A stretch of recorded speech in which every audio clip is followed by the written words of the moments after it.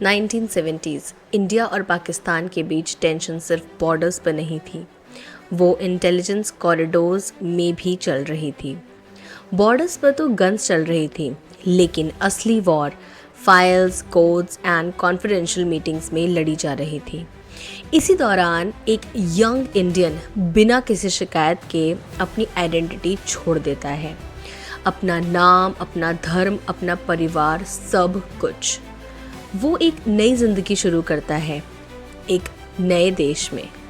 और फिर कुछ सालों के बाद पाकिस्तान आर्मी के अंदर एक officer sensitive military discussions attend कर रहा था।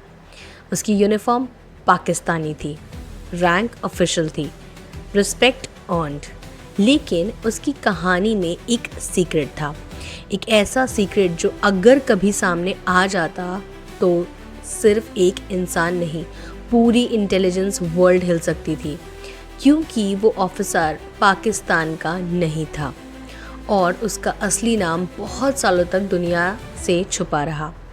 ये कहानी है इंडिया के सबसे डेयरिंग इंटेलिजेंस मिशंस में से एक स्पाई की, जो दुश्मन के सिस्टम के अंदर घुस गया और फिर वहीं कहीं खो गया।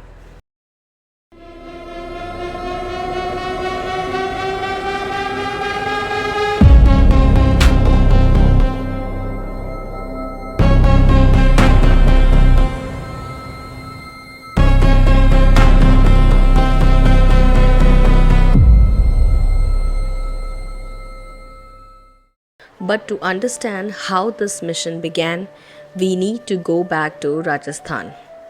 In the early 1970s, India के राजस्थान स्टेट में एक शहर है श्री गंगानगर। यहीं एक मिडिल क्लास फैमिली में एक लड़का बड़ा हो रहा था। वो शांत था, इंटेलिजेंट था और सबसे इंटरेस्टिंग बात, बहुत अच्छा एक्टर था। उसे एक्टिंग का बहुत शौक था।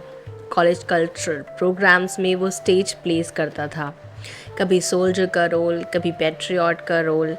उस वक्त शायद उसे भी नहीं पता था कि एक दिन वो सिर्फ एक्टिंग नहीं करेगा, वो एक ऐसा रोल प्ले करेगा जो उसकी पूरी ज़िंदगी बदल देगा। एक दिन कॉलेज के एक इवेंट में उसने एक पैट्रियोटिक प्ले परफॉर्म किया।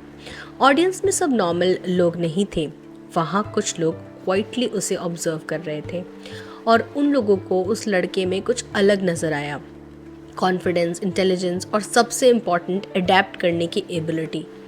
प्ले ख़त्म हुआ, क्लैप्स हुए और कुछ दिन बाद उस लड़के को एक अनएक्सपेक्टेड मैसेज मिला।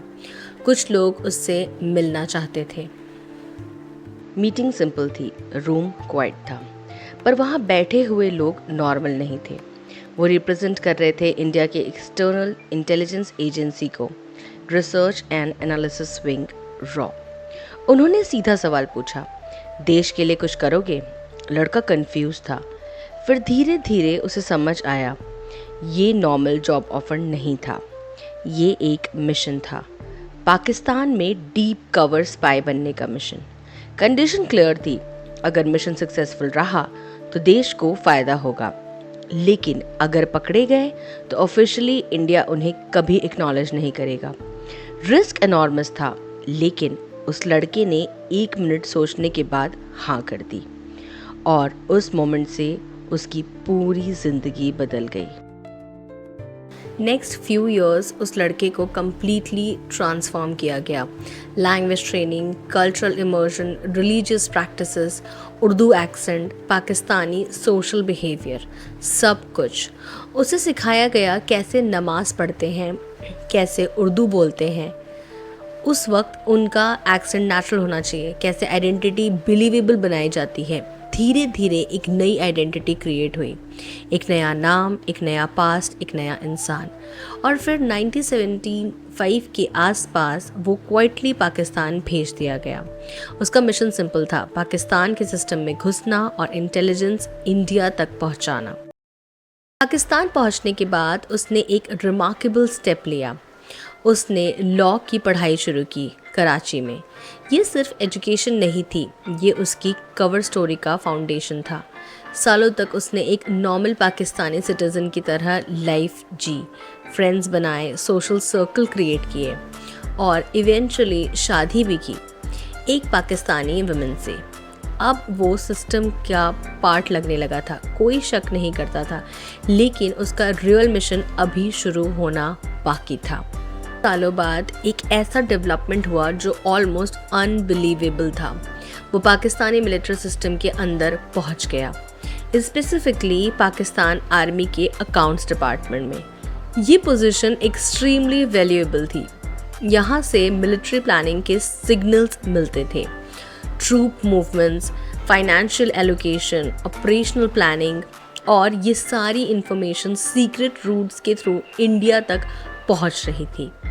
इंडिया के इंटेलिजेंस सर्कल्स में अब उस स्पाई का एक नाम रिस्पेक्ट के साथ लिया जा रहा था, और तब पहली बार इंडिया के इंटेलिजेंस वर्ल्ड में उसका असली नाम मेंशन हुआ।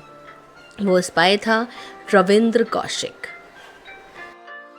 एक इंडियन जो सालों तक पाकिस्तान आर्मी के सिस्टम के अंदर काम कर रहा था, एक डीप कवर ऑपरेटिव, जिसे बाद में इंडिया के प्राइम मिनिस्टर ने एक स्पेशल टाइटल दिया, ब्लैक टाइगर।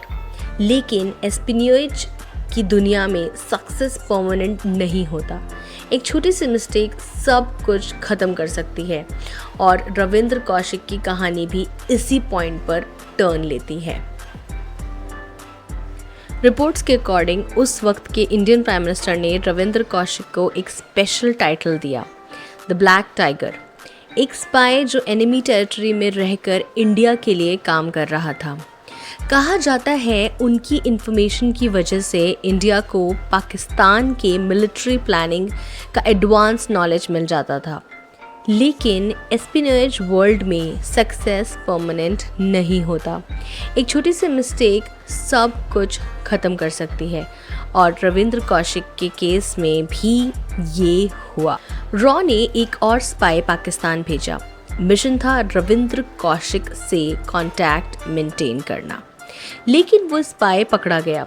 पाकिस्तानी इंटेलिजेंस ने उससे इंटेरोगेट किया, और इंटेरोगेशन में एक नाम सामने आया, नाबी अहमद शकीर या रविंद्र कौशिक।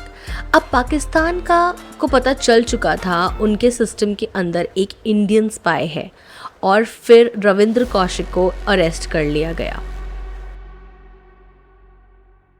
शिफ्ट किया गया पाकिस्तान के नोटोरियस जेल में, सियालकोट और बाद में मियानवाली जेल। उन्हें इंटेंस इंटेरोगेशन किया गया, टॉर्चर, आइसोलेशन, प्रेशर, लेकिन रिपोर्ट्स के अकॉर्डिंग रविंद्र कौशिक ने कभी इंडिया के सीक्रेट्स रिवील नहीं किए। उन्हें कोर्ट ने सेंटेंस दिया डेथ पेनल्टी, बाद में उसे कन्वर्ट कर दिया गया लाइफ इम्प्रिजनमेंट में।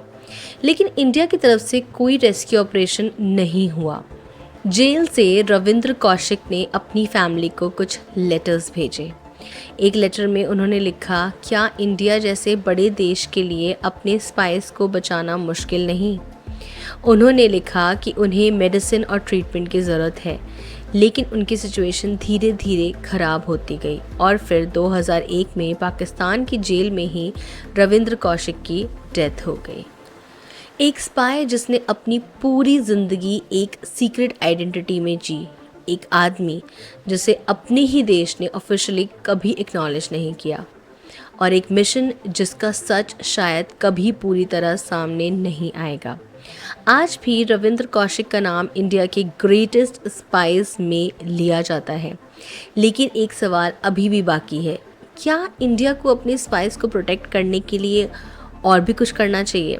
क्या एस्पिनियोज की दुनिया में ये एक अनअवॉइडेबल सेक्रीफाइस है? रविंद्र कौशिक ने अपनी ज़िंदगी एक ऐसी आइडेंटिटी में जी जो उनकी खुद की नहीं थी।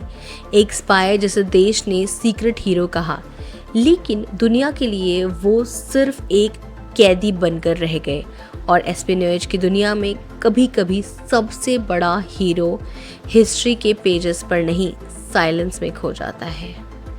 Thank you so much guys for watching. I'll see you in the next episode, and please do subscribe to my channel. Peace. Bye bye.